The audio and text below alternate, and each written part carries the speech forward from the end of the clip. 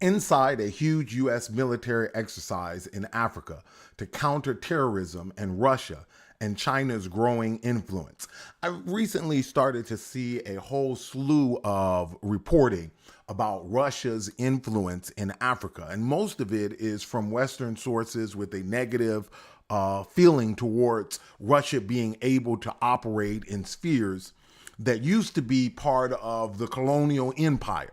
And this is, not just the CBS article, but there's just a ton of these articles coming out. U.S. sanctions to two Wagner-linked firms in Central African Republic.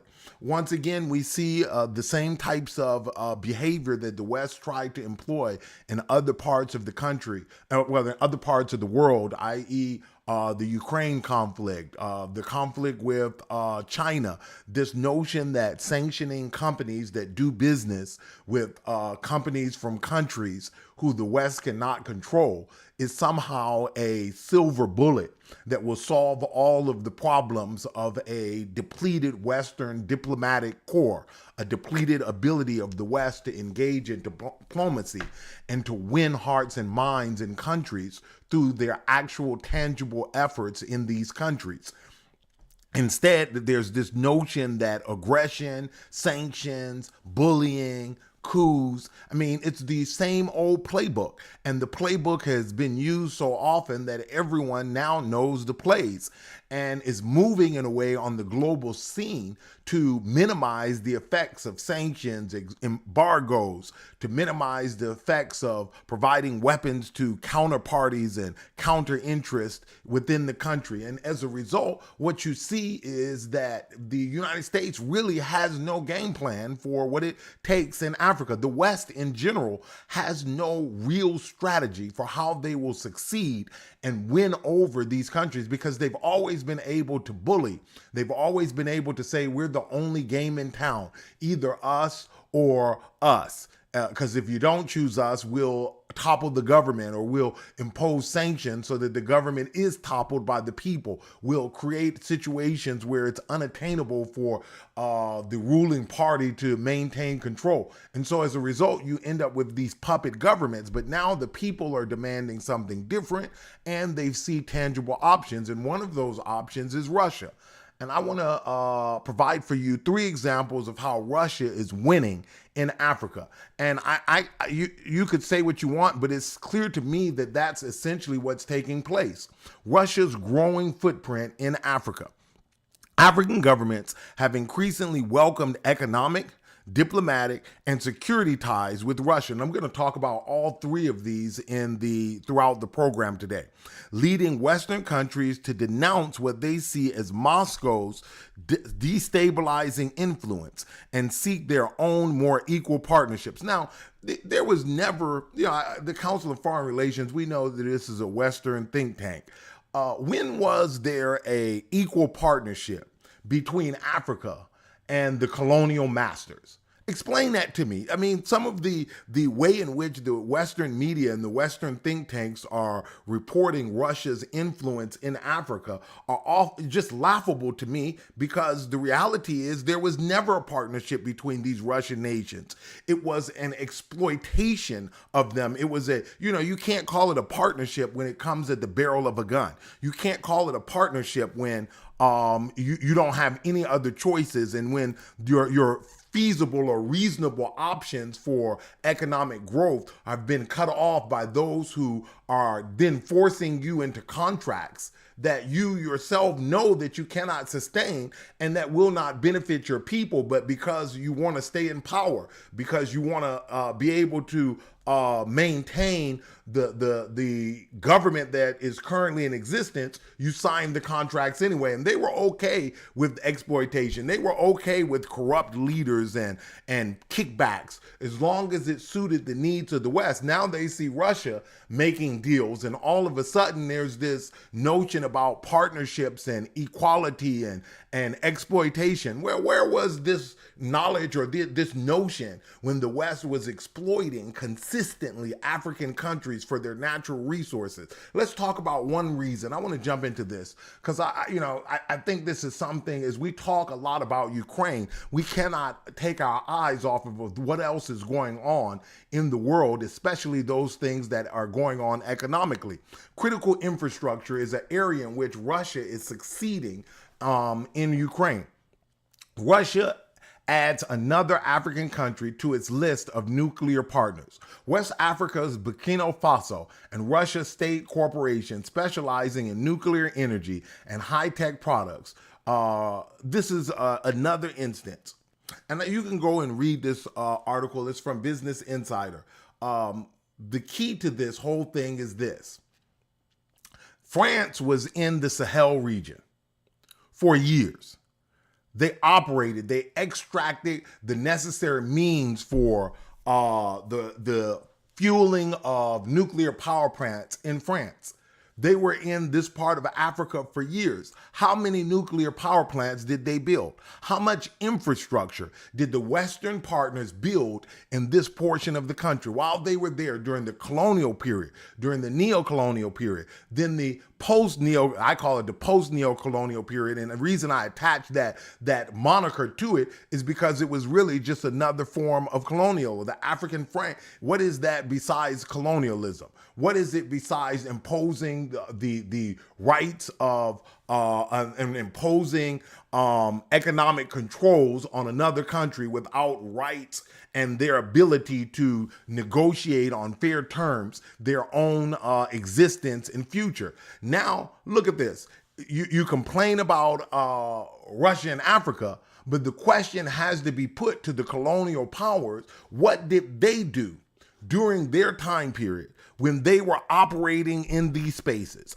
How were the people's lives improved as a result of them being there?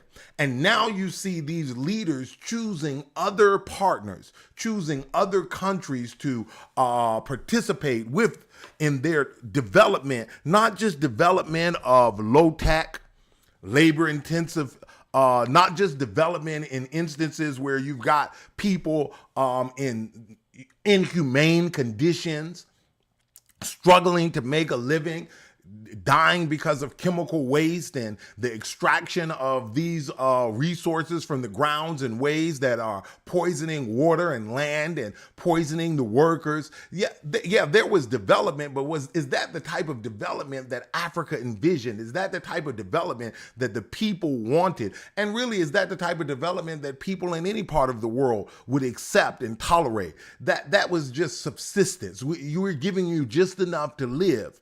And then we're going to take these natural resources, turn them into finished products, and move them around the world and make a killing, while the quality of life of the people in Africa has trailed behind year in, decade out. And so while the West is complaining about China and the West is complaining about Russia, someone has to ask the question, when you were here, when it was your exclusive province, when you were the only partner, what did you do in that area? The U.S. asserts that it is a better option for Africa than Russia and China. Now, you may assert that, but the reality on the ground back that up? In response to China and Russia's growing influence in Africa, the U.S. has asserted its claim as the continent's best choice. The three global heavyweights have recently been competing for Africa's partnership. And I think anytime you have to compete for something, it makes your offering better. Anytime you have to compete for resources or compete for market space or market share, it makes the market better. It makes the end product better for all parties. And it makes the partnership sustainable. But when there is no competition, then what we have seen is just rampant exploitation. Look at this. As the U.S. struggles to retain its influence on the continent, however, in recent years, Africa seems to be drifting more towards China and Russia. And the reality of that is clear. They're drifting towards China and Russia because there was no partnership. There was just exploitation. There was no construction of finished manufacturing goods in many of these places. There was an extraction of goods and resources from these places without the notion that finished goods and that finished products had to be made there and that there had to be a sharing of the prosperity. But in actuality, there was an extraction of resources, but not a sharing of the prosperity. And as such, these countries are moving on. Look at this. China and Russia pursue Eritrea for its strategic location in Africa, resources, and transport potential. Big powers consider Eritrea's access to the Red Sea, Suez Canal, and Persian Gulf waters and onwards to the Indian Ocean important. This is a key component of the strategic thinking of Russia and China. This notion that they're going to build ports. Look at the ports that China is building throughout Africa. In all the years that the colonial powers and all the years that these entities, France, the United States, claimed a right to Africa and to the resources of Africa. And all of that time, look at how limited their construction was. I saw a video clip of Kamala Harris complaining about Russia on the China on the tarmac. She's standing in the airport and she's complaining about what's going on with China and how the United States would be a better partner. But the problem of that is she's standing in an airport that China created, that China gave as a gift to the people. Now, the issue is not presence. The issue is the value of that presence to the well-being of the people. And ultimately, we've seen a consistent situation where there's been limited value long-term or value added to the lives of the people in the countries where the West has had the most influence. But Western countries, let me read the second bullet point, but Western countries have largely given up on the country because of autocracy, military involvement in Tigray region, and poor human rights record. That has never been an issue for the West. The West has dealt with every dictator. They have dealt with every coup, many of which they themselves sponsored and helped to bring about. There's not a concern about the government as much as it is their inability to curry favor at this day and age. We've entered a period of time where there are those who want in the West to control Africa, but Africa is seeing a different path forward. I want to just pause right here and ask you if you could check out our Access Pass, our member-only section of Money Matters monologue, our members-only section of Vision Global News Network. And if you click the link and become a member, you'll get access to videos, access to members-only exclusives, live streams, members-only chat responses.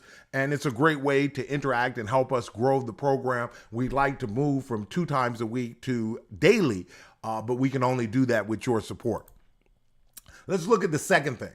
The second category of how Russia is winning as it pertains to its influence in Africa, military support. When we look at the chart of military support in Africa, it becomes clear that Russia has been very busy. That Russia is not only busy in the economic sphere, but it's also busy in the military sphere when it comes to different portions of Africa. This chart shows all of the different countries where there's military cooperation agreement with Russia. And if you look at the chart, you'll see how many of these agreements there are. And one thing that this chart is a little bit older, you'll see that Russia is swept across the Sahel region, that Mali, Niger, Chad, Sudan, it has really swept through that portion of Africa in a way that really has shocked the West. The constant destabilizing effect of Western weapons going towards opposition groups, Western weapons going towards terrorist groups, Western supplies, while the West is sending troops and signing cooperation agreements with the governments, they're at the same time, their companies and other entities in the West are funneling weapons into terrorist groups. And as a result, the African country said, hey, you can't play both sides. You can't pit this country against that country. We're going to find a partner that is going to be more stable and is going to enable us to develop the country without facing political coups. If we don't want to sign your contracts, if we don't want to make deals with you, we want to be able to still survive as a government and not find ourselves in a military, a civil war within the country sponsored by Western-backed powers, or an attempted assassination sponsored by Western-backed powers. So they're choosing Russia not only to build infrastructure, but they're choosing Russia as a means to develop the defense infrastructure of these countries so that they no longer are susceptible to the military and to the types of covert interventions in their political systems in an attempt to extract economic benefit for the West at the expense of the people. Russia's gained upper hand in parts of Africa as it holds talks on security with Bahrain and Uganda. Once again, we see this over and over again. These countries are seeking new security partners because they've understood, and it's become universally understood, that many of the coups, we talk about corruption and destabilization is the rationale for why Africa isn't what it should be. But very rarely do we talk about the reason that these armed groups exist in the first place. It's not because they decided to open a arms factory in these remote regions. No, they're buying these arms and they're getting these weapons from somewhere. And if it's not from the local governments, if it's not from the approved and sanctioned entities in these countries, then the question becomes, where are they getting these large numbers of weapons?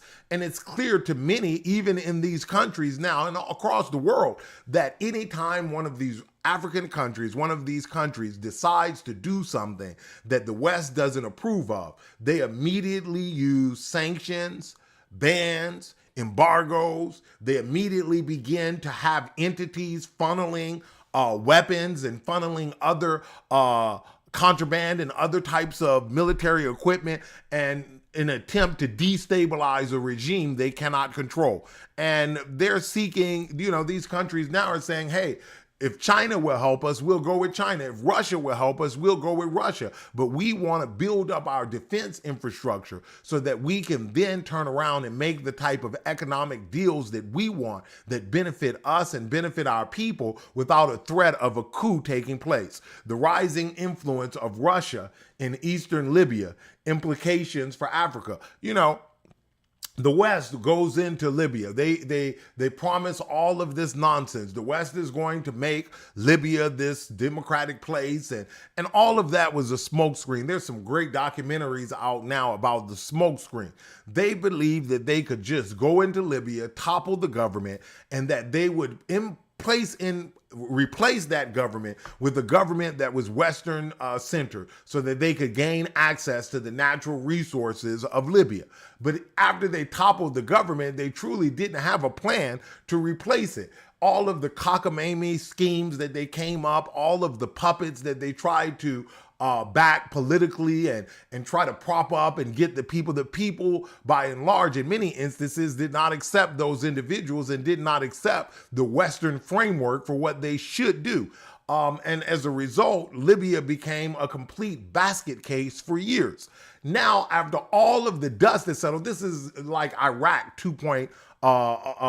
Not 2.0, it's Iraq 2024. Essentially, after the dust is settled, instead of the Libya gravitating towards the West, Libya is gravitating towards Russia and China. So this turns out to be a total disaster for the Western powers who, because of their military intervention, created a situation where they toppled what was, in some respects, a horrible government, but what it was, in some respects, an excellent government, because there was many things that Libyans could have gotten under Muammar Gaddafi that they will never see again. There were many benefits that were extended to them, and ultimately the security situation collapsed for decades. I mean, it has been a disastrous security situation ever since the Western intervention. I'm not saying that Libya was perfect under Muammar Gaddafi, but what I am saying is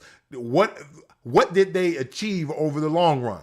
Not only did they cause the death of thousands and thousands of people, not only did they cripple the country's economy, destroy its security infrastructure, but at the end of the day, Libya is gravitating towards Russia and not the U.S. or the West. And so it turns out to be a total another disaster, just like the Iraq conflict. After all is said and done, after all of the hundreds of thousands of casualties and maimed people and the destruction and the occupation and all of the U.S. citizens and coalition citizens who were harmed and who lost limbs and who were changed forever, Iraq then gravitates towards Iran.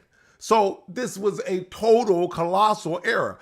Iraq is closer to Iran than it is to the United States, not only geographically, but politically. And the same can be said for Libya, and the same can be said for other places all throughout Africa. The rising influence of Russia in eastern Libya, implications for Africa, an in-depth analysis of Russia's military presence in Libya and its impact on the African continent.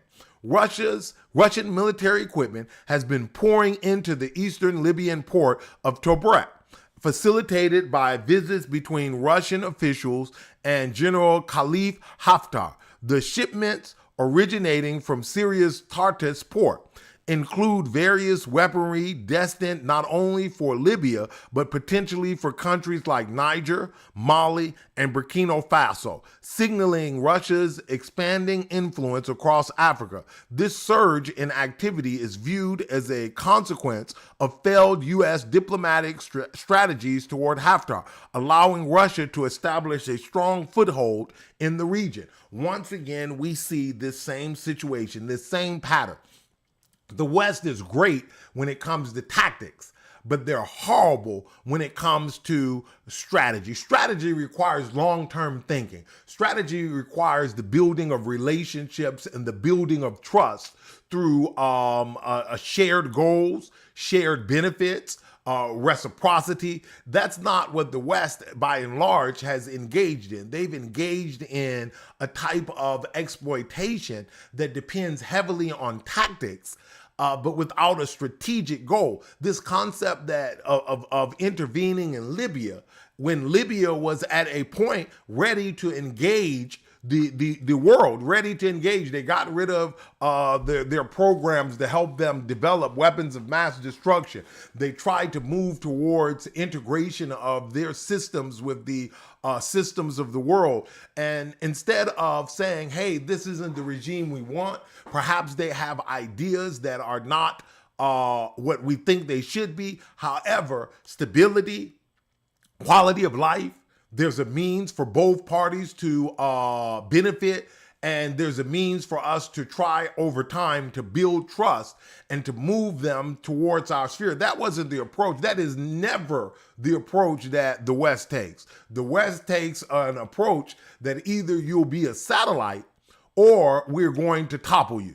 Either you'll agree with us on everything. Look at what they're doing in parts of Africa that don't agree on LGBTQ. Look what they're doing. They're sanctioning these countries and trying to destroy their economies just because these countries have a different view as what it pertains to their religion and their ways in which they want to structure their families. It's shocking to me that this is the way in which they're approaching, still not learning the lesson.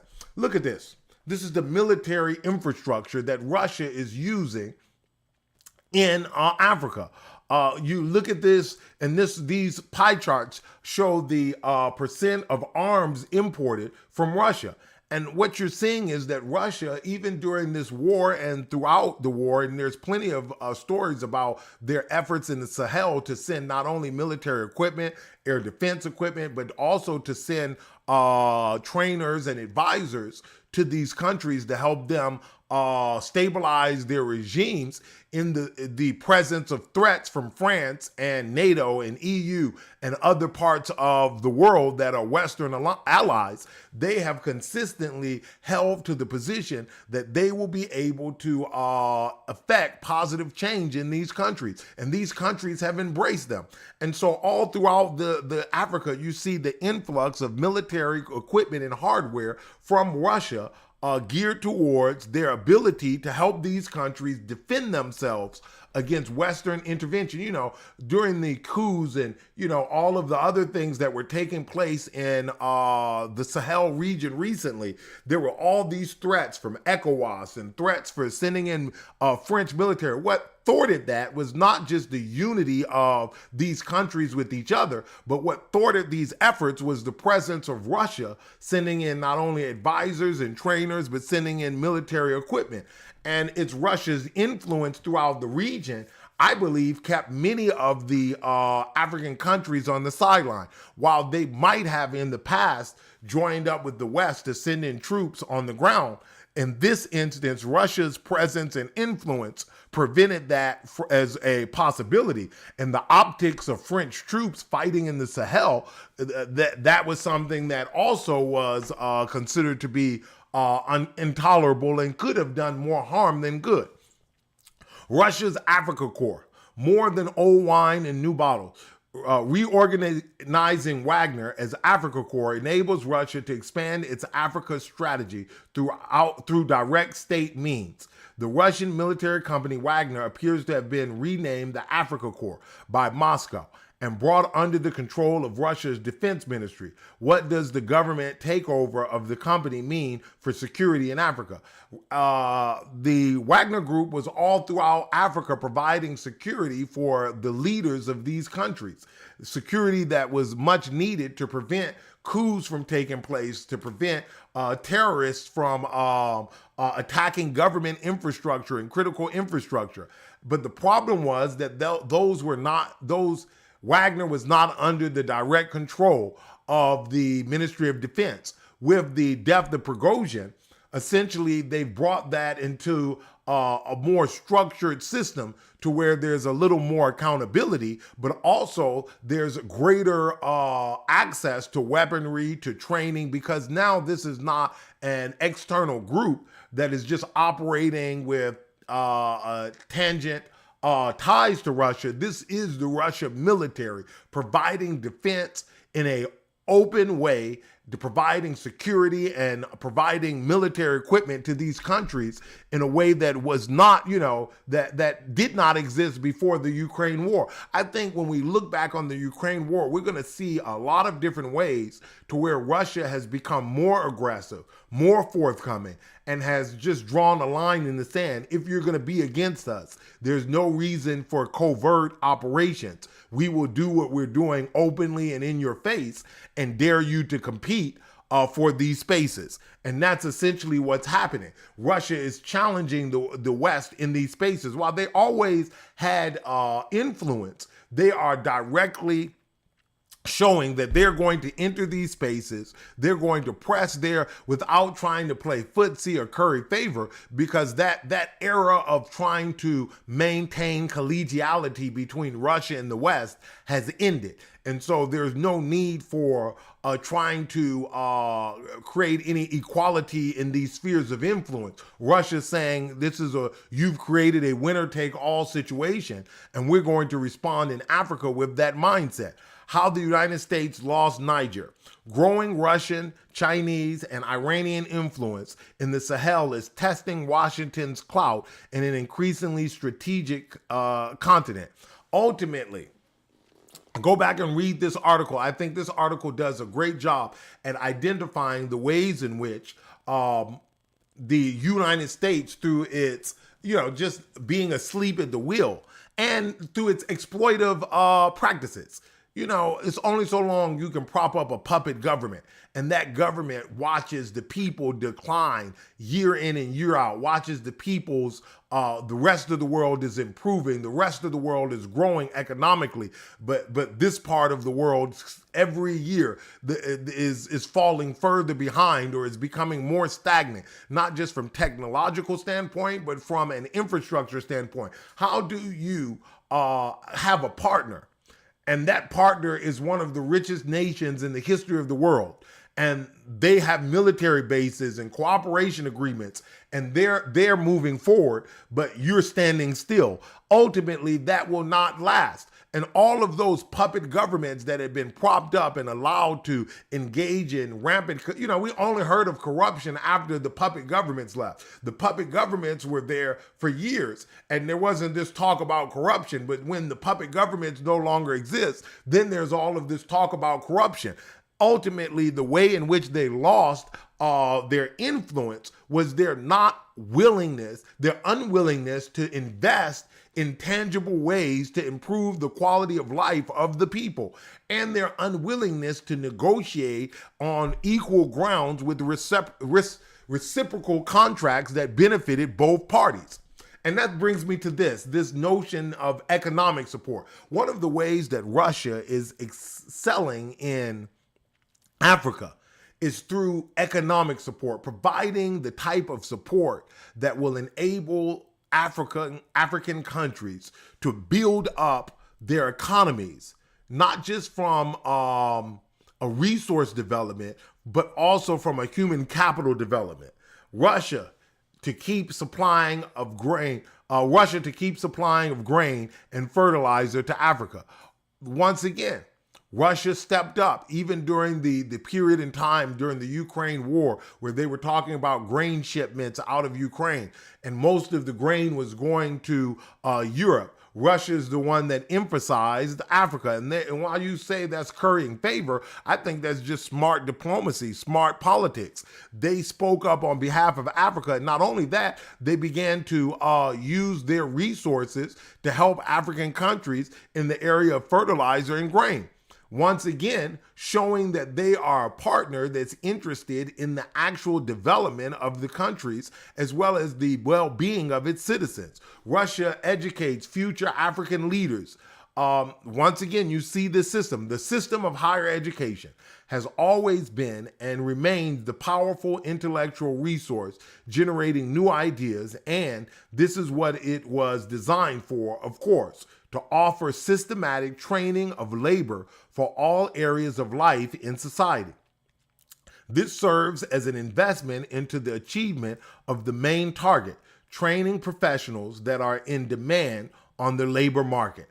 One of the things in the Russian African summit that you saw was a heavy move towards increasing the number of individuals from Africa who are able to study in Russia. Right now, I think it's somewhere, I looked at the numbers, it's somewhere around 35,000 citizens of Africa or African countries that are studying in Russia. They're thinking of trying to increase that number exponentially as a way to help these countries develop their economies. And the hopes, and Putin has said this multiple times, you cannot develop a graveyard. They're developing individuals not to move to Europe or not to relocate to Russia, but they would be trained in Russia with the intent of returning to their native countries so that they can help to improve the quality of life in those countries with the skills and training that they received in Russian universities and in Russian trade schools. This is a game changer because the reality is, once again, the colonial powers were there for how long? And how much did they do to improve the overall economies in these areas, to improve the quality of life of the people on the continent? Mali collaborates with Russia to build West Africa's largest solar power plant. Even in the EV revolution, China and Russia are doing more in Africa to help with two things. One, power, electricity, and two, to help with the transition to renewable energy. It's not the United States. It's not France. It's not Germany. It's not the UK. These aren't the countries that are leading this push in Africa.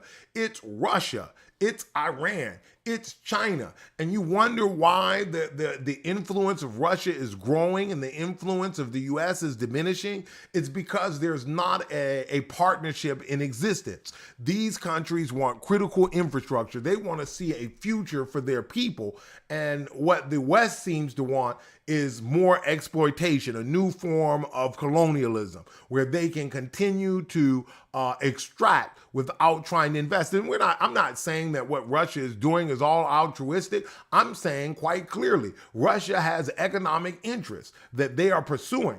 But in the pursuit of those interests, you see signs that they are helping to build critical infrastructure in ways that will enable these countries to achieve the types of development, the types of growth long term that they desire for their citizens. Let's look at this. Mali and Russia agreed to build gold refinery in Bamako. Once again, you see this same pattern. How long was gold extracted from Africa under horrific labor conditions by Western countries? Even to this day, it's still being fought over, and measures of corruption and death and dying as a result of the extraction of gold. But essentially, they're not selling the refined gold. They're selling an intermediate product, which is going for less. And then the West is refining it and then bringing it to market at much higher prices. Well, why can't these countries, why can't Mali refine its own resources and then take it to market or use it in their banking system to underpin their currency and get a better benefit from the natural resources that they possess? The West, France, all of these countries were there. None of them thought that, hey, we should help to construct a refinery. This is the type of corruption. This is the type of indifference that the West has shown to the plight of individuals in these countries for years. And as a result, now these countries are seeking different partnerships. Here's another way economically that Russia is gaining ground in this part of the world, in Africa. De-dollarization. Russia, China boycott dollar, using national currencies for over 90% of mutual payments. We see through the BRICS alliance and we see through other alliances this constant move of Russia, China, Iran, and other BRICS countries to move away from the dollar. And this will sweep Africa, because one of the biggest problems that Africa has is in trying to service their debt using the US dollar, is to acquire those dollars, the exchange rates of those dollars, as well as the sanctions that the United States has imposed on countries when they no longer agree with the political position of the West. And so this has become a consistent theme. And this de-dollarization effort by BRICS nations, this de-dollarization effort by the major players in the global South can only help to strengthen the African economies. Some of the economies already are introducing gold-backed digital currencies, gold-backed currencies. They're moving away from the dollar and trying to trade complete trade transactions in local currencies, because they understand that this is a major choke point on their path towards economic development. They understand that this is a way in which the West still controls what's going on in their local economies. Fed governor highlights de-dollarization debate as concerns grow over the greenback's global dominance. The role of the U.S. economy in world financing is changing. And it should.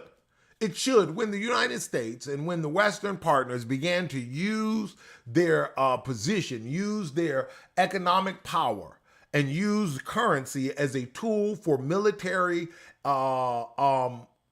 expansion and economics expansion, when they used it as a tool, not just in Russia, yes, the cutting off Russia from the SWIFT system, once again, seizing reserves.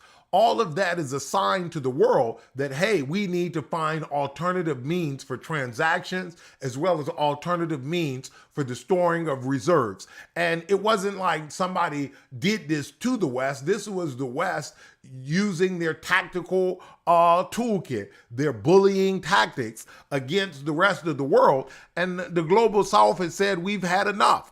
And as a result, Russia is one of the countries leading the charge towards de-dollarization. Not because Russia, because of the Ukraine war inherently was going to do this. This was not baked in. It's really out of necessity for Russia, and it's become out of necessity for China. As the West begins to build more and more bases and military infrastructure around China and begins to pressure China, China is doing the same thing, dumping bonds, U.S. Treasury notes, and moving towards buying more gold. This is the move to free themselves from sanctions, to free themselves from the SWIFT transaction system, as well as to build up their own economies. And the group that stands the most to gain, unfortunately, isn't Russia or China. It's the countries in Africa who would benefit tremendously by being able to do trade in their local currencies, being able to have a means to exchange their goods and services without having to pass through Western systems would allow them to extract better resources, better prices, better value for the things that they're bringing to market. And that's why you see the Russian flag. It's not that this was inevitable. This move towards Russia is a product of what the West has done, and also I would dare say a product of what the West has not done.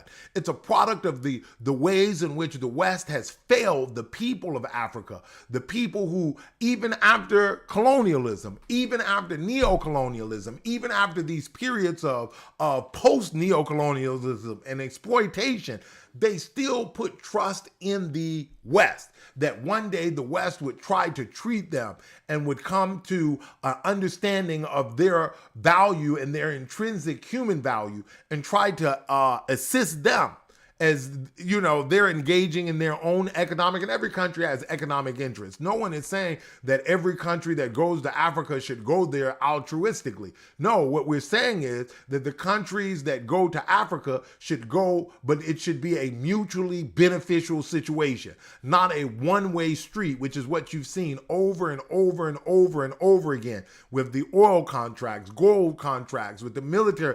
All of it seems to be a one-way street, and the puppet governments get richer, their leaders get richer, the West gets richer, but the lives of the people of Africa tend to stay the same.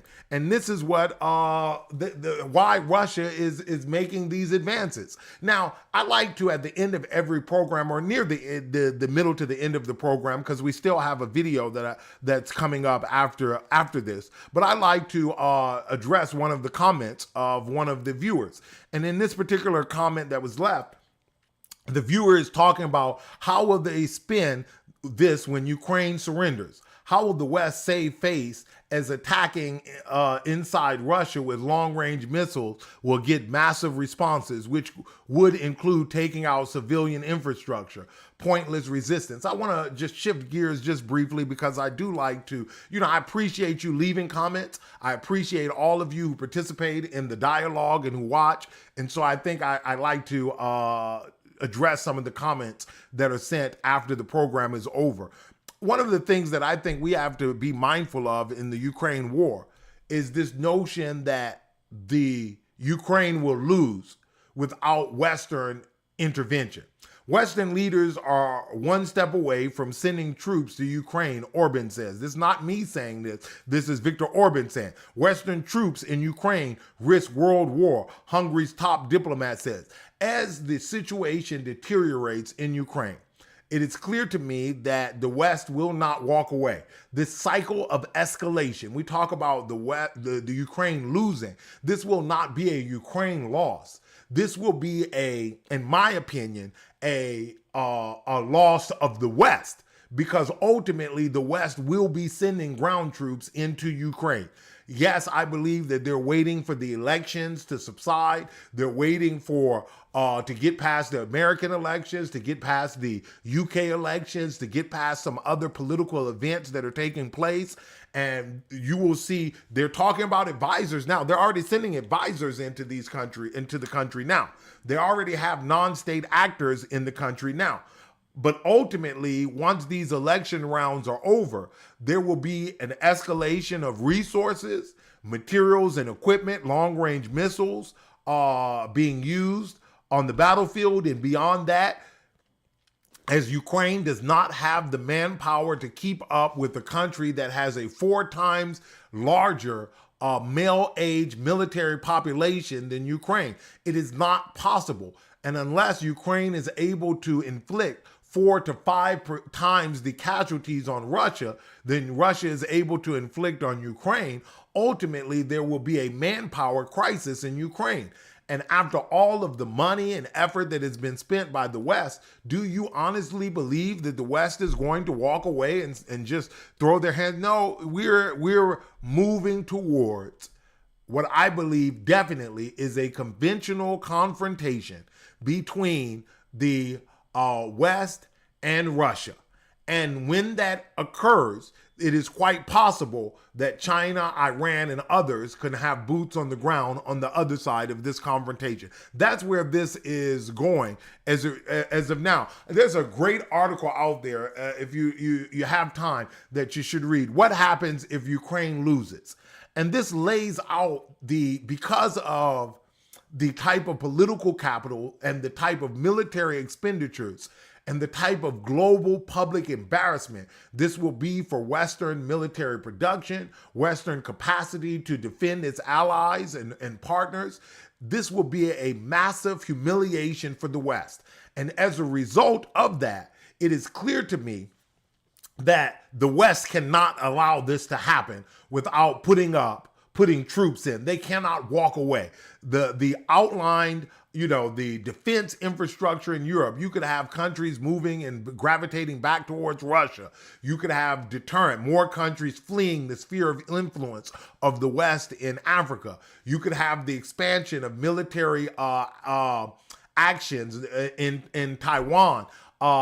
You could have a lot of things happen when the West proves that it is not able to muster the type of political capacity, political will, and the type of military will to help Ukraine win this war. And it doesn't seem like that. And even with the escalation, I think unless there is a declaration of war by NATO while they're dragging this out, it ultimately seems as if at this moment that's all they're doing is dragging out the conflict.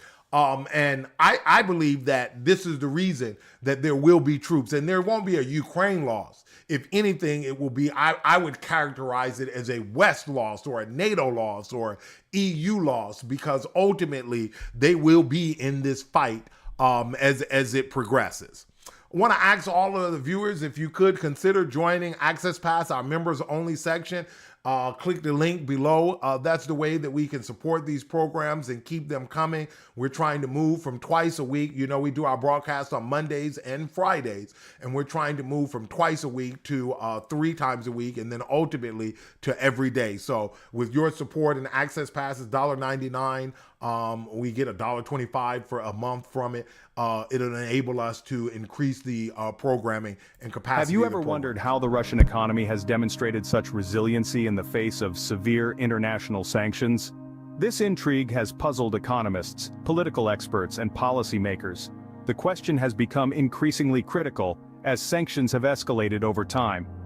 The genesis of this curiosity comes from the Ukraine war aftermath, which significantly altered the global political scene and plunged Russia into direct conflict with the West. Post this conflict, Russia found itself targeted by several comprehensive economic sanctions.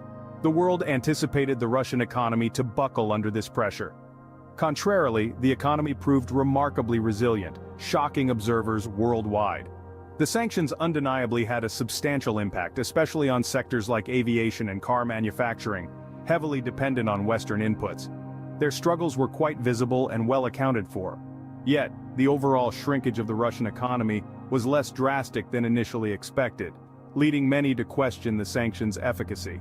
In 2023, the International Monetary Fund revised its initial prediction of a 2.8% contraction of the Russian GDP to 1.1%, signifying the surprising resilience of the Russian economy.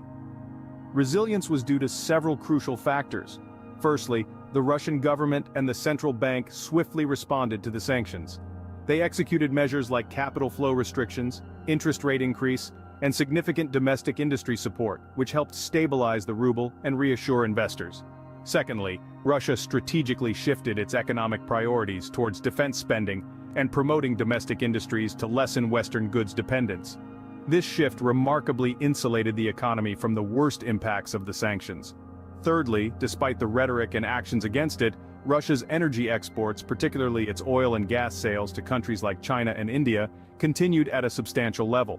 These sales produced significant revenue and maintained a positive current account surplus, providing much-needed funds in a time of revenue shortfall. Lastly, the sanctions regime's effectiveness was mitigated by factors like enforcement loopholes that enabled some transactions to bypass the sanctions and the hesitance of some firms to entirely cease business with Russia. These factors combined to form a unique blend of resilience and adaptability that kept the Russian economy afloat during this challenging period. Recently, the European Union expanded its sanctions list by adding 27 entities, including companies from China, India, and Iran, accused of being connected to Russia's defense sector or facilitating the purchase of Russian oil and gas. This recent expansion of the sanctions is a pivotal part of the ongoing geopolitical chess game playing out on the international stage. It brings into sharp focus the complex web of economic and political relationships that are under stress due to escalating tensions between the European Union and Russia. At the core of this issue is a struggle for control over crucial resources, specifically the oil and gas industry, which is the economic lifeblood of numerous nations worldwide. The decision of the European Union to expand the sanctions by adding these entities, which represent a diverse selection of companies from various regions including Asia and the Middle East, has made a bold statement. The EU's move has been an eyebrow-raising development, igniting discussions and debates around the globe. The inclusion of these organizations on the sanctions list is a significant step taken by the European Union, which sends a strong message. It communicates to global nations and corporations that any assistance, either direct or indirect, for Russia's defense sector or oil and gas trade is not going to be overlooked. It also indicates the EU's firm stance against any perceived support for Russia's military sector. The sanctions list, which was already notably extensive, has now expanded further. This enlargement exemplifies the relentless efforts of the European Union to exert and increase pressure on Russia. The underlying objective of this pressure campaign is to curtail Russia's ability to finance its war efforts. Through these sanctions, the EU aims to cut off the financial lifelines that enable Russia to sustain its military campaigns. The sanctions are a strategic instrument of economic warfare, specifically designed to destabilize Russia's economy and undermine its capability to carry out military operations. In parallel with these developments, the situation in the United Kingdom adds another layer to this increasingly complex issue. The UK's Treasury Committee has launched its own probe into the effectiveness of their sanctions regime against Russia. This investigation is a deeply serious initiative, meticulously designed to evaluate the impact of existing sanctions and scrutinize their effectiveness. It is also geared towards identifying any potential loopholes in the sanctions regime. Through a deep dive into the nuances of the current sanctions, the Treasury Committee aims to produce evaluation. Furthermore, the committee will also consider broadening their scope to include buyers of Russian oil and gas. This is a clear indication that the UK is considering a more aggressive stance against Russia. The potential targeting of buyers could dramatically change the landscape of the trade of Russian oil and gas in the global market. The committee has also resolved to explore an additional powerful weapon in the arsenal of economic warfare, the possibility of confiscating frozen Russian assets. These assets are currently frozen under existing sanctions and could be seized in a bid to inflict further damage on Russia's economy. The unexpected resilience of the Russian economy amidst international sanctions unveils a multifaceted landscape.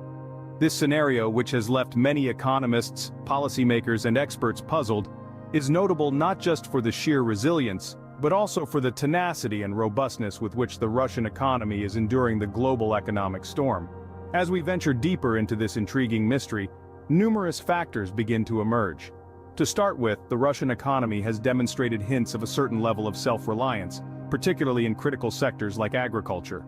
With the sanctions in place, Russia was forced to rely more on its domestic capacities, resulting in an unexpected acceleration in its domestic production capabilities. Surprisingly, the repercussions were an uplift in multiple sectors, leading to a diversification in the economy that goes beyond the traditional energy-focused model. In addition, Russia has been successful in evading the sanctions by leveraging alternative channels and forging new partnerships. Bonds with nations such as China, India, and other key players in the Asian market have been reinforced. Alliances have become Russia's lifeline, enabling it to sustain its economic activities regardless of the limitations imposed by Western nations.